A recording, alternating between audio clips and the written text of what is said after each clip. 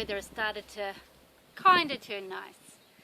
It's still a bit breezy, but nothing on the weather we've had over the last week. It's been dreadful. We've had rain and storms and all sorts of terrible things, and it really got in the way of making my garden look absolutely gorgeous for you. But I have planted some things out. It's not the magnificent transformation that I'd hoped it would be, but we did get some stuff planted, so come and have a look.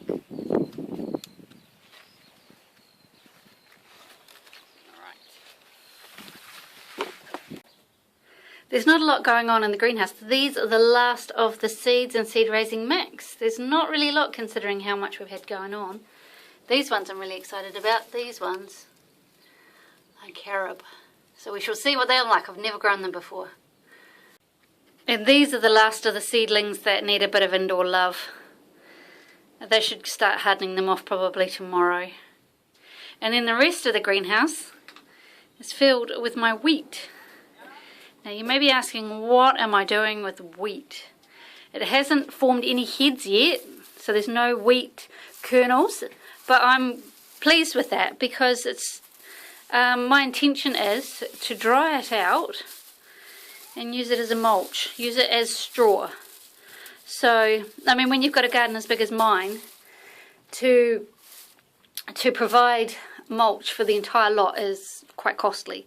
So one day while I was feeding the chicken food, I just sort of looked at the seeds and thought, hold on a minute, and I planted them out, and it works really good because it keeps the weeds over winter off the out of the beds, and then what I do with it after that is I just like lay it down under my strawberries and things like that. So I get my own mulch straw, which is quite cool, and I know it's all weed free and everything like that because, well, I've taken care of it. So yeah, so I'm just drying it so I can put it under my strawberries. So it works quite well. It will rot down and return to the garden what has been stolen from it. So it's really quite successful. There's still a few things in the hardening off area, but not as many as was there before. So that means there's things in the garden. Let's have a look. The strawberries are starting to amp up, which is quite good. There's going to be loads of them soon. This is where the wheat was and will soon be where the chili is. So the soil is really light and fluffy. It just really gives it something to have the soil with something growing in it over the winter. It's not compacted in any way, which is really good. The potatoes are starting to flower, which is a good thing. But they were really, really hampered by the winds, and you can see they've really taken a hit along this side. But that's okay, these are the Jersey Bennies and they'll be out on Christmas Day, so they don't have to go in there for the long haul. The carrots have got their true leaves now, which is really cool. I know they're not weeds. The radish are looking really good. They're actually really tasty too. The salad garden's looking really good. And we're eating salad. And check out that fennel. It is really good. It's really starting to shape up quite nicely. Quite proud of it. The peas are doing really well, which is good. So there's two kinds, they're tall ones and short ones, so that's sort of succession planting. And then these are a bit new for me. These are asparagus peas. So we shall see how they grow. I've never tried them before, so I'm assuming there's some kind of ground cover looking at the way that they're growing. So we shall see what they taste like. Oh, and yeah, my shame corner. These are all the coffee cups that I should have really taken back to the kitchen. The brassicas are in, but I probably have them a little close. Oh, I couldn't help myself. Now this wasn't there before. My tomato plants, they're in. And I have them strung up on wire. So they are all good to go. There's 20 in here. And as they grow up the wire, I'll tie them in. Works really well. Sorry. Got the soaker hoses and everything going on. But I couldn't stop 20. And there's some more over here. There's another 5 there. And this is my odds and sods bed, and so I've got a few leftovers that need to go in. There's eggplant and some peppers and some peanuts. These are the peanuts. So there's still room in there. I'm going to put some popcorn and some other bits and bobs, which is quite cool. Okra. The elephant garlic that's been there since the middle of the winter is doing really well, as are my shallots and some more onions. And then there's a row of leeks, and then there's some more onions and some leeks that have gone in just the other day.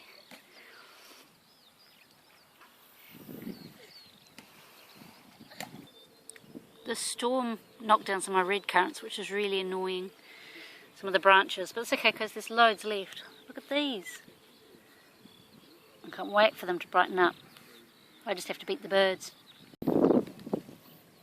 The broad beans stood up to the storm really well, so I guess we should start eating them. And I've made room for the rest of the beans, I just still need to plant them. I've planted my zucchini. I'm only having 2 plants, which is more than enough. Actually there's 3, there's another one around the corner. But this particular kind, this is a Lebanese variety, and it's got a lovely light green skin.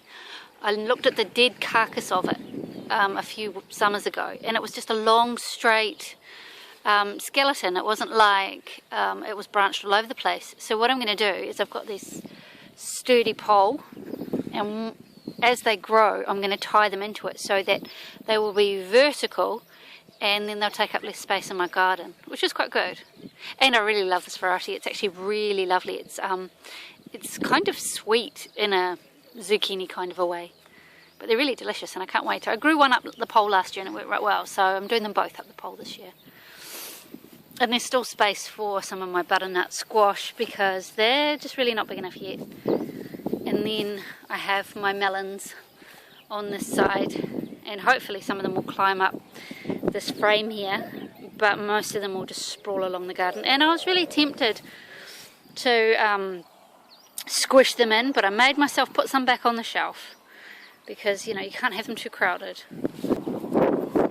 These are just some of my spare tomatoes, just hanging out where the cucumbers need to go, but it's still not, I'm not convinced it's okay to put them out yet. It's still a little bit too unpredictable, so we shall have to see.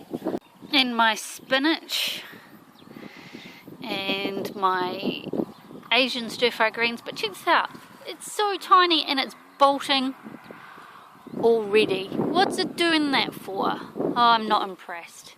And speaking of bolting, my celery. I tried to be smart and move last year's ones into here, but they've all bolted, so I'll just go and buy some new seedlings or something from somewhere. And in this bizarre contraption, you will find my corn seeds have been planted. And basically, we don't get a lot of protection from the wind.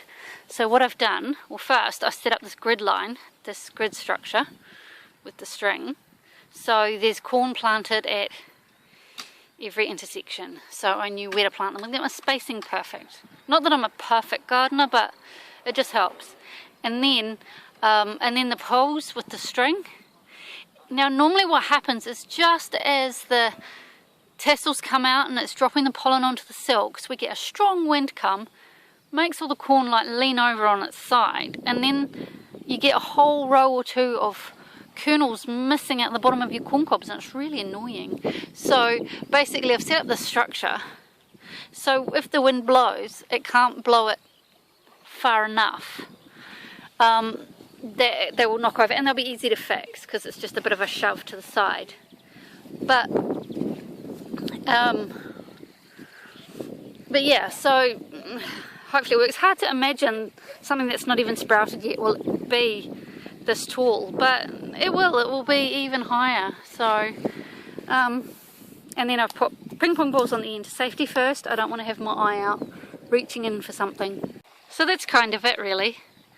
That's my garden, mostly planted out, but we are getting there. We are getting there. So that's the tour of my garden, as it is, not quite finished. I wanted to have this grand ta-da and show you that it was all amazing and ready to go. But that's one thing with gardening, it's never finished. There's always something to do, and so I shall continue getting it ready for the season, and so next week it will be a step further, although there have been some dramatic changes since last week. But for now, I need to get these artichokes off to the kitchen.